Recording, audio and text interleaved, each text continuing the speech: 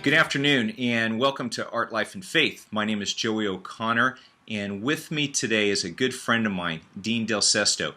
Dean has written a new book called Shiftpoints, and for those of you who are artists and creatives out there, you're really going to enjoy this new book by Dean because his book is all about how we do relationships better, and it really begins with our thinking.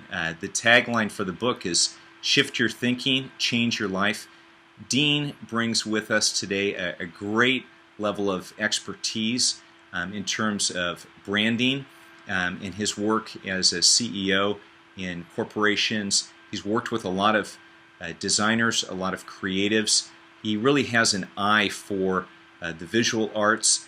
He's also a great writer, and so this book, Shiftpoints, is what you're going to want to pick up.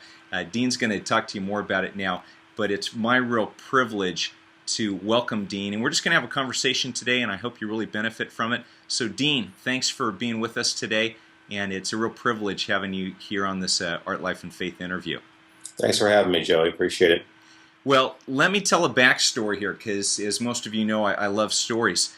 Dean and I have been friends for a long time, and years ago, I began receiving a weekly email that he sent out called Shiftpoints.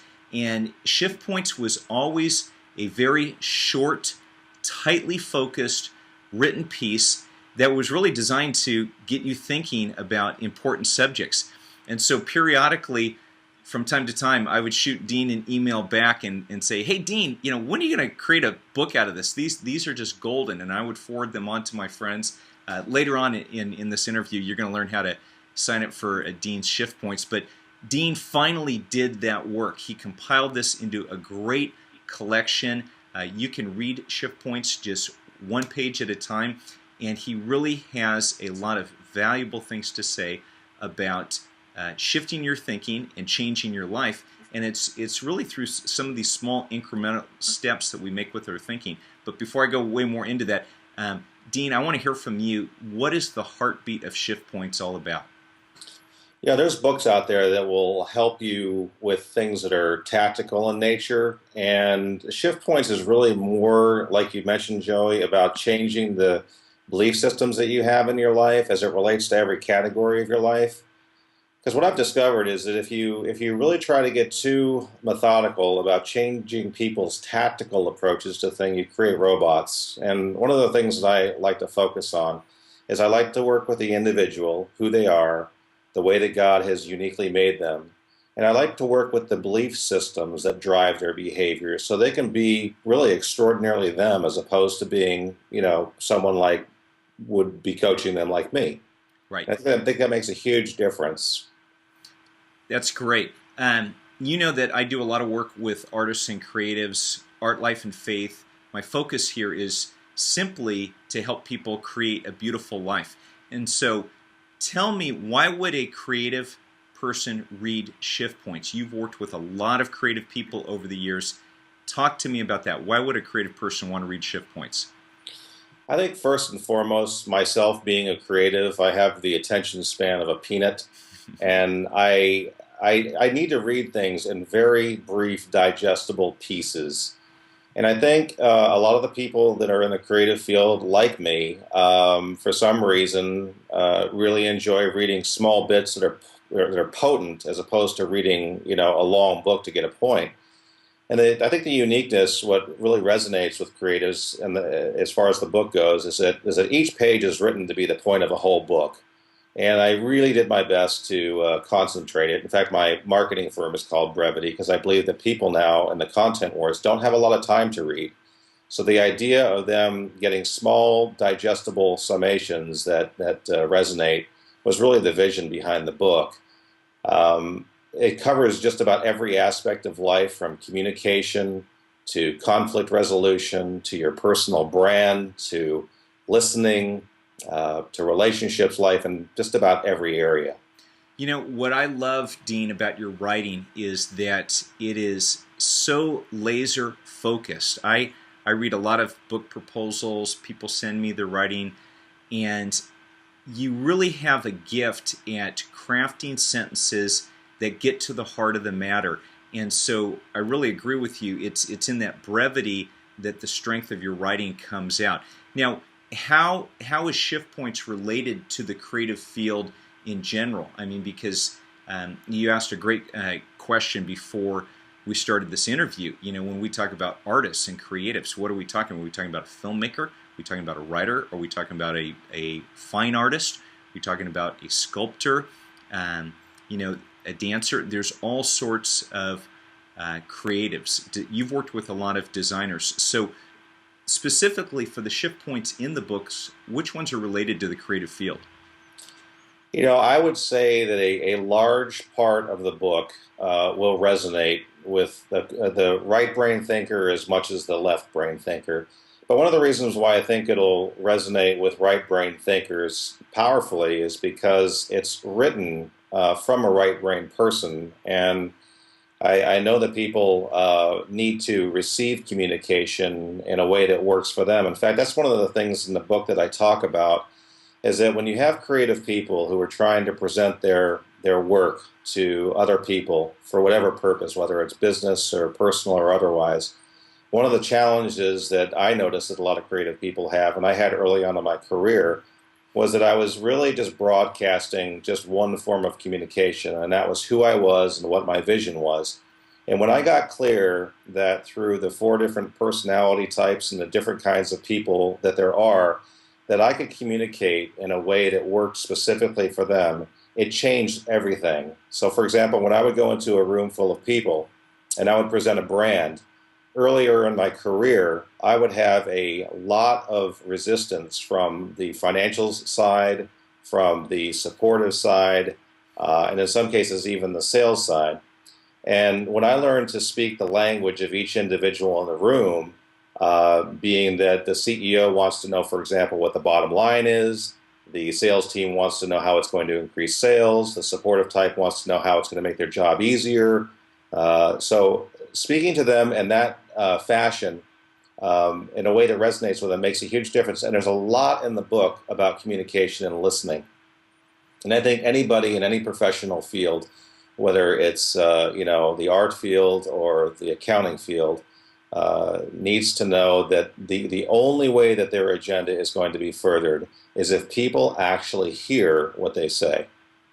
It's absolutely true. And what I love about the book is that whether someone works in the corporate world or in a nonprofit setting or a church ministry-based setting, it really drives home the fact that you are your own personal brand. And who we are as people, we're making statements daily with the people that we communicate with. And so that's why it's really important for creatives and artists to understand, hey, not how can people just understand me just because I'm creative or artistic, but how do we learn a skill set to communicate with people who are wired different than we are? And that's why I think so many of the principles in your book really are transferable regardless of what your professional career is. And the other side of that is that there are many transferable principles here for those that are married or those that have kids too. So talk a little bit about that. How have you seen some of these play out within, you've done a lot of counseling over the year to married couples and individuals. So how might shift points make a difference in the way couples think about one another? I think, again, if you can get clear that your personal brand shows up everywhere, and it's on 24/7 and it never shuts off, you begin to realize that you're a brand to your wife or your husband, you're a brand to your children, you're a brand to your relatives and your family.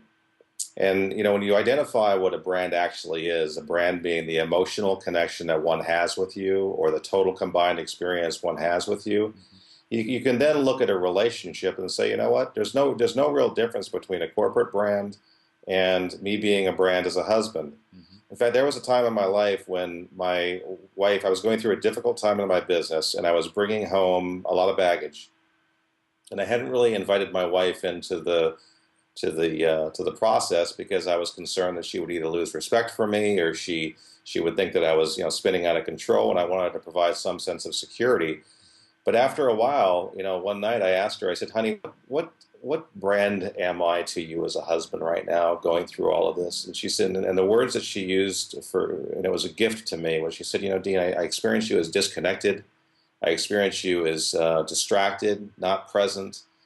And that was how I was resonating with her. And so the choice became, okay, well, I get to invite her into this process and share with her what's going on. At the same time, I might be wise to get her perspective on things. And that changed everything, not just in terms of, the relationship between us as far as our intimacy, but she was able to share things that really helped me through that time, just because I shifted what I believed was possible in our relationship with her. Absolutely. That's a great story. Now, Dean, you've counseled, you've advised many creatives. What are common themes that you see pop up in creatives' lives? One of the biggest that I see is that creative people, of which I am one of them, oftentimes we invent things that are not actually true. We have creative minds that are always working. And so Absolutely. and it's fun. And at the same time, a strength can become a weakness if it goes too far. And so a busy mind, an active mind, a creative mind oftentimes is going to kind of confirm the Mark Twain statement. I'm an old man who has known many troubles, most of which never happened. So what I get from creatives is that there's a lot of inventing going on about certain things. And when I sit down and I dissect what those things are, sometimes just sharing with them that those things are absolutely normal and healthy within their working relationships with other business professionals and vendor partners and even clients can make a huge difference. Dean, in my work with artists and creatives through the Grove Center for the Arts and Media, we talk a lot about the importance of community. And from what you just said about the kind of the speculation that goes up off in our minds as creatives and the scenarios we create in our mind, you really pointed to the aspect of when you sit down and talk with someone who's dealing with situations that may not be real, and you validate, hey, some of that thinking is just normal, it's natural, it happens.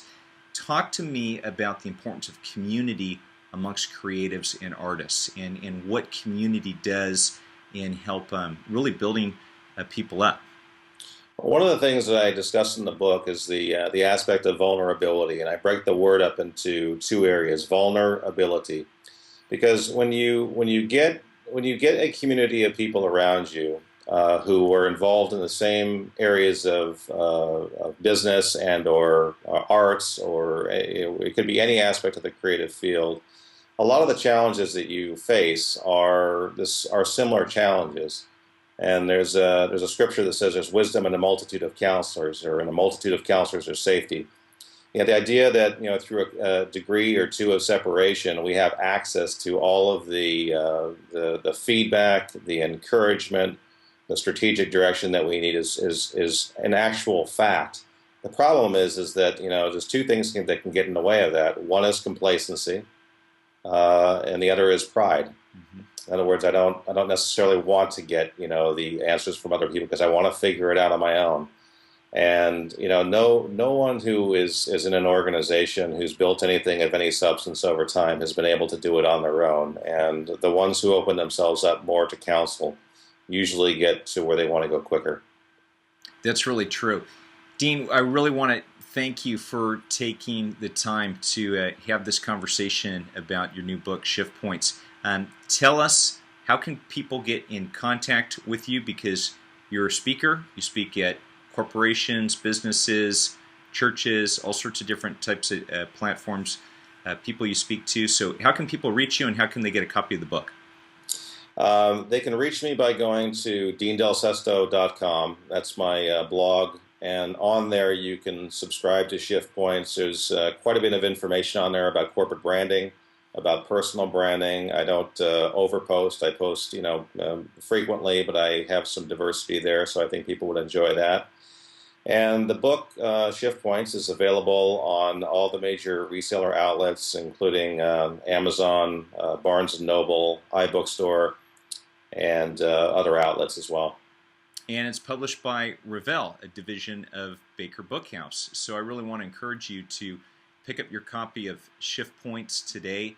You're really going to enjoy Dean's writing. And Dean, once again, thanks so much for taking time to be here on Art, Life, and Faith. Thanks, Joey. Appreciate it. Have a great day. You too. Bye now. All right. Bye-bye.